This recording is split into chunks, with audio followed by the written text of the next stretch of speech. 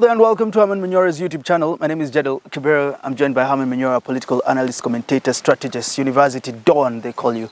Welcome. How are you doing? Well, I'm doing well. I'm starting today's conversation with, you've been on a streak of posts on Twitter bashing people, but let me start with this. The parliamentary committee vetting cabinet nominees will not have done its work if it doesn't investigate circumstances under which cases against some nominees are being withdrawn or suddenly being settled out of court. Guys are asking, Prof, if these cases are being taken out of court, Parliament doesn't have the role. It should not investigate them or consider some of these cases. You've called someone an imbecile because of asking you that question. Tell me, where is the line between integrity and criminality? You know, we are really confusing things. And again, I'm sorry to return to my pet topic.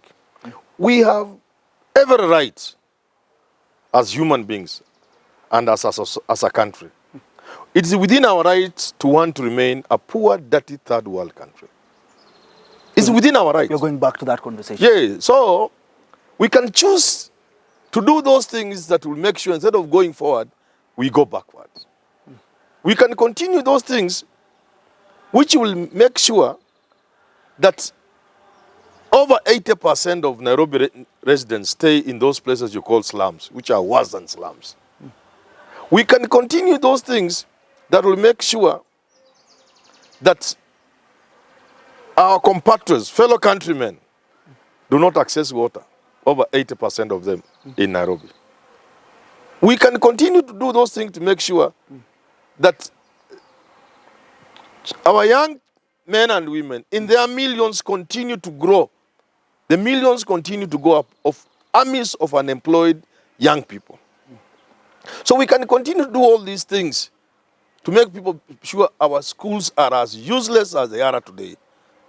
That our people continue to die from very treatable and preventable. We can continue. It's within our right as people. So, when you say a man on a murder charge has not been proved guilty and therefore they should be left alone to do what they want, ask yourself, those countries you die to go to, where you are humiliated to get a visa, you are stripped of your human dignity, go through all the embarrassment in European and American airports, screening. You can see surely this is happening to me because I'm black. Why are white people in an airport in France like they did to Ngogi Odiongo? One of our best. Those countries where you are dying to go, how do they manage their affairs? They know leadership is everything. No society, no country can move forward except that it has good leadership. That without leadership, no company, no organization can move forward. Without the central place of leadership in the overall growth and development of a country cannot be gainsaid. Okay. And therefore, those countries where you die to go place premium value on the integrity of leaders. Like they say of Caesar's wife, mere suspicion is enough. So you have the president of the World Bank, a chambermaid, those girls who work in the hotels, says the guy was trying to rape him. That's enough for a man to leave that job. It may not even be true. It could have been consensual or there was nothing. But that alone is enough for the president of the World Bank. The IMF for a while, I can't remember the deep, there was one of those. Mere mention of something to do with integrity makes somebody who was going to be senator withdraw from the race and Obama becomes senator and later president. Those countries that are successful are successful because of leadership. Because of leadership. And here you are telling me you want to merge integrity and criminality so that until somebody is proved innocent, which can take 50 years, as we know, they are okay, they are good to go. But when you listen... Now you are telling your children to go to school to read. To be... Yeah, you are rich, you have stolen, you have money, you want your children to... But there is nobody to inspire your daughter to be a great woman in this country. Your neighbor in Kileleshwa is a drug addict, drug dealer. And is being celebrated.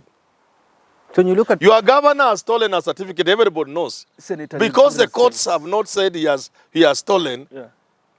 What are you telling your children? It's a question of, it's not Manyora. Then allow me, it's a question of what are you telling your children? Allow me to ask you this, because when you listen to Rigathi Gachagua, Deputy President, he says it's the people that vindicated him because they knew these cases, his integrity question when it comes Again, to... wrong. And people still elected. Again, wrong. I asked Gachagua to go to the Bible because he's a Christian. What is the place of leadership even in that Bible? Leaders must guide the people. It is the leaders that provide the path. The story of Moses and the Israelites, even after they had been delivered from bondage in Egypt, stuff I don't believe in, but let's just stay with the Bible. Clearly delivered from Pharaoh in bondage. How much trouble did they give Moses and Joshua? Rigathi Gachagua, leadership is leadership. They wanted to go back to Israel, to Egypt. They wanted to be allowed to worship their gods, despite the knowledge. I also don't believe in that. Despite the knowledge that their God, God of Israel, had delivered them from bondage. So the place of leadership cannot be gainsaid. It is a leader to provide direction. It is only in this country where people hide in saying the people have decided. Which people have decided? Moi told us. People decided. You know the genesis of Wanjiko? Yeah. People just use Wanjiko. The genesis, it was when we were trying to make the constitution. Moi told us, you people in parliament, Wanjiko has sent you to speak for them. Yeah. Now you are saying you want to go back to Wanjiko. That's how Wanjiko started. It is true. Moi had a point. Yeah. You, as a leader, have an eye the lady do not have. Either because you are educated or because you have some experiences. Okay? Yeah. There is something you have that makes you see that which the ordinary people don't see, and you lead them. So now back to your question. You must differentiate a criminal offense and a matter of integrity. They're asking where is there the line? Those are two different things. Where is that line? And if you want to go to the judiciary, go and look for the judgment by Mumbi. She was called Mumbi Ngogi. Yeah. She said it very clear in the case of, I think, Mutavu or so on. So she said, the bar for integrity is not as high as the bar for criminal liability. If somebody has been accused of some offense, it must be proved beyond reasonable doubt. Criminal offense. If you are murder, theft, forgery, it must be proved through a long process beyond reasonable doubt. All the while, from a criminal legal point of view, in the Kenyan system, we consider you innocent until you are proved guilty. But when it comes to leadership, we are looking at matters of integrity. Because in law, as I've witnessed twice in my life, a man stabs another man in broad daylight. I'm not the only person there. We are not even 5. We are many people. We think this is a joke, but somebody ends up killing the other. Yeah. I have 2 cases, but both of them were declared innocent. They were never jailed. That is law. It is as good as it was prosecuted by the prosecution, or as good as the defense was in terms of the defense. Yeah. But those of us who saw this man, one of them clobbered another one, rungu ile nyayo, na akaanguka chini akakufa. Another one speared in my presence. Those of us who saw, can we give that man leadership? You are asking us to give him leadership because the courts found him innocent. You can see how stupid we are. But I'd want to know. So in those countries where people want to die to go, where things are working, where towns are clean, where you go everywhere, you take pictures, selfies to come and show people I was in Paris. The argument is, if I'm a leader, I've made myself, I'm at a place where they can make me a CS. Someone can be jealous, accuse me of this, taint my integrity. Should I fail the integrity test? That is the argument. I have not done a crime. Let me tell you, my friend, these things happen in society. That's why we have not gone to bring men from Mars or Jupiter or even America to come and vet these guys. They are being vetted by their own brothers and sisters and the fathers and mothers and the daughters and sons. They are the ones vetting them. So when we say somebody has forged a certificate, we know. We know it's just that the court processes can take time and people are dangling, speaking English, lawyers in stupid suits and speaking English. We know. But we know this man doesn't have a certificate. Okay? And even in America, when they are vetting you, when they are going through a Congress trial or Senate, they don't do it the way it is done in the courts of law. Because they know in courts of law, people can play around with procedure and other things and evidence and what have you. But here we are talking about integrity. If you are innocent, please keep away from leadership. Keep away from public leadership. Handle your case in court. When you become innocent, come back to leadership. Why? And I'm passionate about this. And I don't hate anybody. We are destroying this country for our children. And those people, you are destroying your own daughter and granddaughter. You who is doing that. Because the granddaughter now will grow up knowing integrity means nothing. Values mean nothing. That we Kenyans are useless. Africans are useless. Because children now know. Children know the things we do here, you can't do them in America. They know that. You people, you know the things we do here, we can't do them in America. You know that? So what you have given up on us. You have given up on the black race.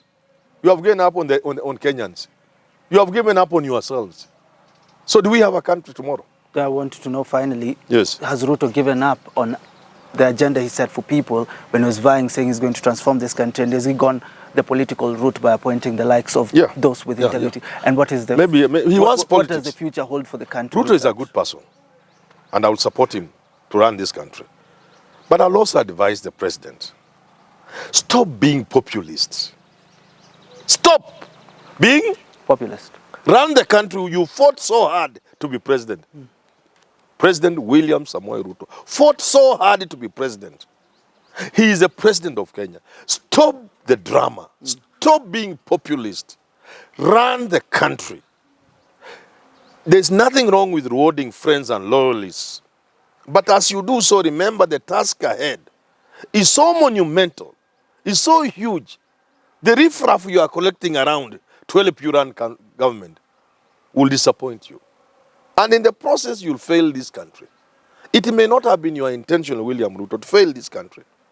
But the men and women you assemble to help you run the country will fail you, will fail the country, and will disappoint you. So it's good to go back to the drawing board. Look at the signals you are sending to the country when you give them people.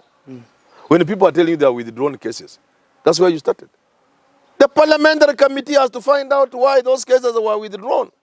It's part of the integrity test. They should call those people who have withdrawn the case. Tell them we are trying to vet these people on matters of integrity, not criminality. Under oath, tell us, how did you withdraw this case? Under oath. You have withdrawn a case against so and so. Under oath, tell us what were the circumstances. What is the consideration? And if that person under oath says they were given 10 million, then two things happen. One, you tell Ruto this man cannot be minister. Two, he's taken to court for another charge now and is jailed. I wanted to ask you finally how you'd advise them, but you've advised the parliamentarians they're going to vet them. Correct. Until we do talk again, thank you so much. Have yourself a lovely rest of your day.